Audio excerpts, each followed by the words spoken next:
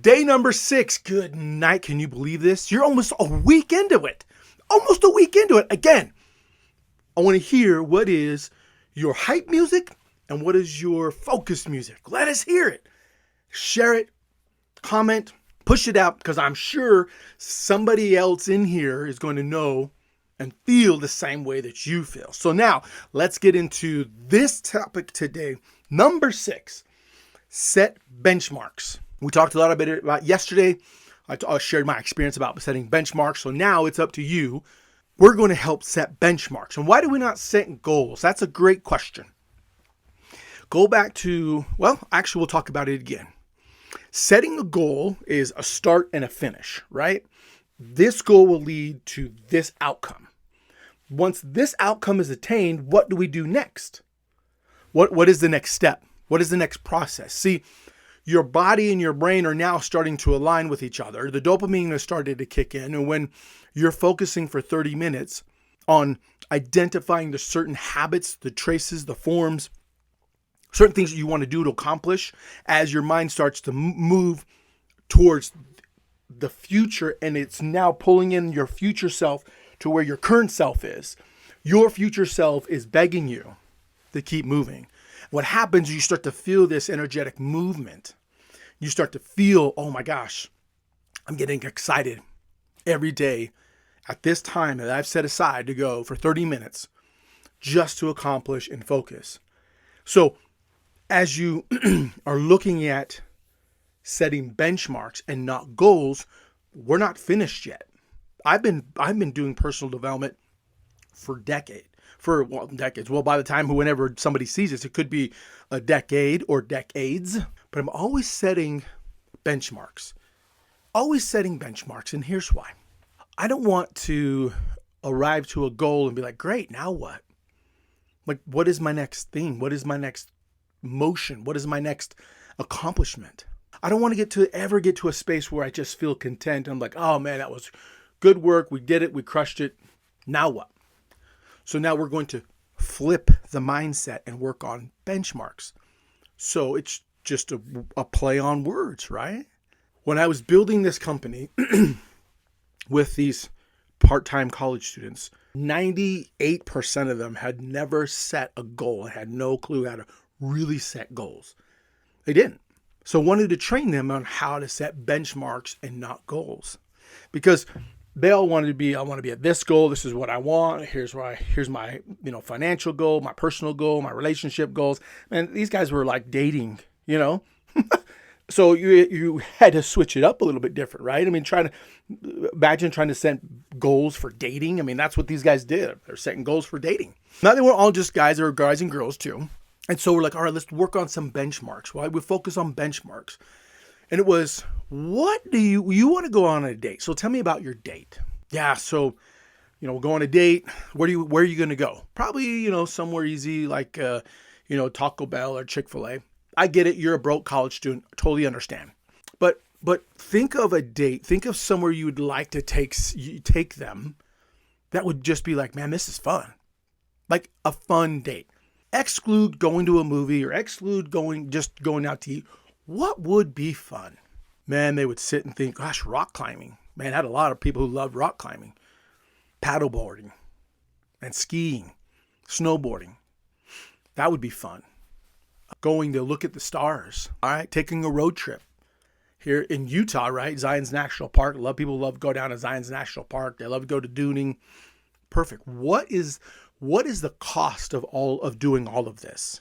Don't know. Well, okay. So the first thing we need to do is figure out how much it's going to cost to do all of the things that you want to do. All of the things you want to do. Now, we're not going to put any stipulation on. We're not going to put a ceiling on this. Very good book to read is from Gay Hendricks, The Upper Limit. Phenomenal book. Talks about upper limiting ourselves. But we don't want to upper limit or only go to the belief of what we think. What we have been thinking for the last how many years.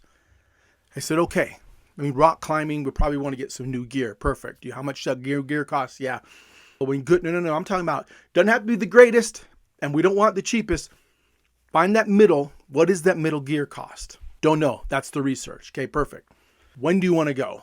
I'd love to go. Well, realistically, when would you like to go? Can't, plan it all out. A month from now. Perfect. Oh, a month from now, you're going to go rock climbing. This is where? Oh man, I've always wanted to go rock climbing here. Perfect. Name it. Perfect. Write it down.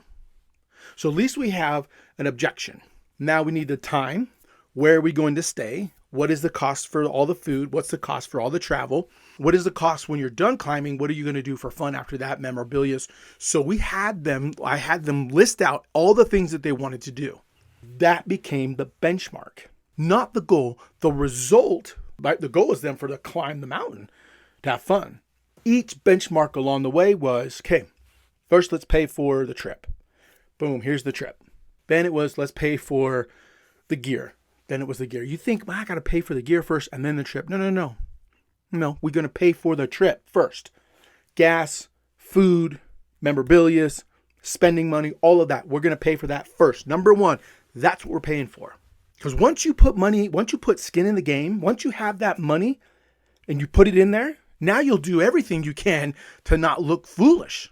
Oh, by the way, they already told their people, hey, we're going rock climbing. This is where we're going. This is a date. Put it down your calendar in pen, not pencil, in pen. Put it down. Here's where we're going.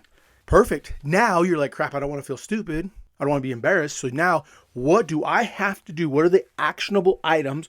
What are the habits that I need to create to get to these benchmarks? Here is the very interesting thing about this. We had this obtainable benchmark that we were moving towards.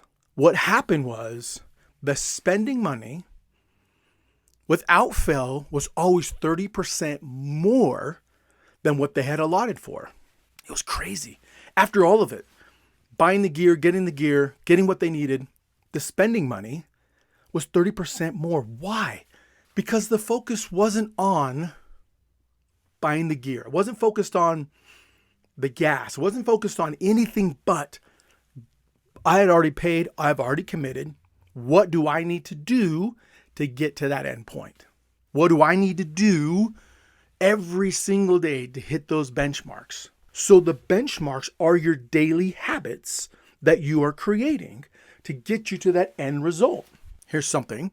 When I was with my children, before I had custody of them for the summer, we wanted to take a trip to California, San Diego. My kids are beach bums. They were beach bums. And so what happened was, I'm like, all right, how much is this all going to cost, right? You're right, freaking out. I'm getting super anxious and nervous. I'm like, oh man, this sucks. Like, how am I going to afford all of this? Like, I don't know, because I couldn't use my car.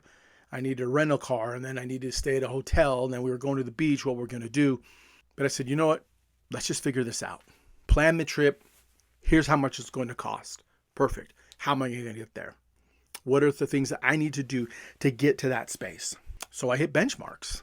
I was working 3 jobs actually. Well, two full-time, and then I was picking up, going around picking up trash, cleaning up yards, Paper's house, my brother's house, my parents' house. And that's how I earn money.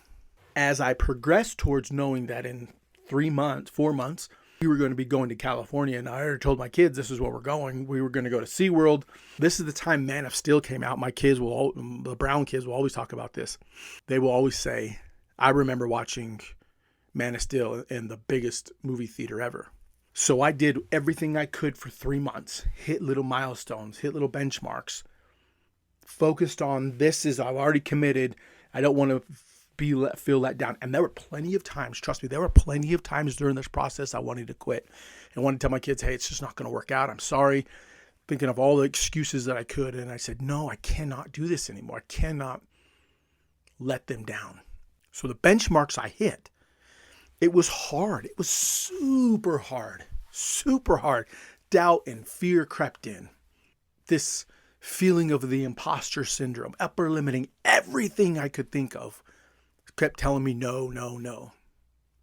But as I focused on my daily benchmarks, as I created habits to push the negative out and allow the positive to come in, allow my future self to become my present self, what I saw is line upon line, little by little, This happened, that happened, setback here, this happened, that happened, couple of setbacks, this happened, that happened, a small setback, this happened, more and more and more. And finally what happened is we had enough money. I had plenty of money to go. And it was a wonderful time. And my children, all they wanted to do was sit on the beach. That was it. They just wanted to sit on the beach. It was simple. We had cheap food, cheap tacos, and it was amazing to just sit there for that time, watching them, playing them. We went to the local, I forget what store, but we bought a bodyboard, not very expensive. We were trying to learn, and some guy comes up and says, "Hey, I'll see you guys out there trying. Let me help you." So some guy took those kids and taught them how to the body surf. Took them no time at all, and they just absolutely crushed it. But because I stayed dedicated to the benchmarks, more importantly, because I stayed dedicated to the habit, because I focused on the habit and always saw the end result. I know what I mean. The end result was talking, and we'll talk more about this in the next time, but talking more as if we had already done all of those things. And we'll talk about that in a little bit later. Those benchmarks allowed me to see that I can accomplish hard things, even as a broke, divorced, single father. Even as a broke, divorced, single father, I could accomplish great things.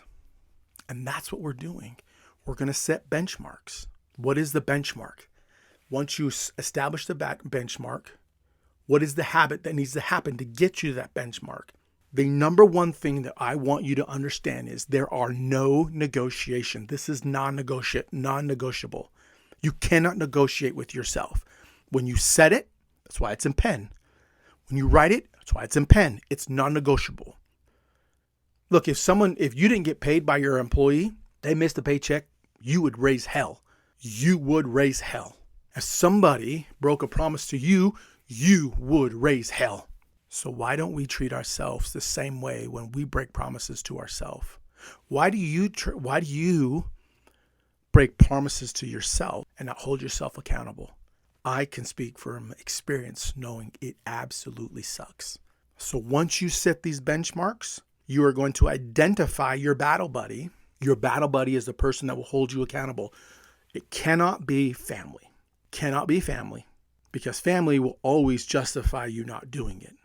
But somebody who has no emotional tie, whether it's a colleague or a good friend, they will hold you accountable. And we will talk about that. Day 7 is your accountability buddy. So journal list steps for each habit. What are you going to do? Those benchmarks. Then your affirmation is, I move steadily towards my goals each day. Now, if you need a little more help,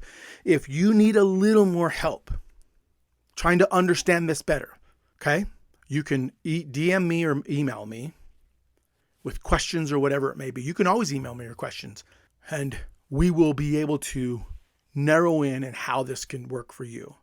I love you, boys. Don't give up. Don't give in. Remember, if it is to be, it's up to me. When you want to breathe as bad as you want to succeed, then you will be successful. Man, I love my digital mentor, Dr. Eric Thomas. Fantastic. Go crush it. I love you, boys.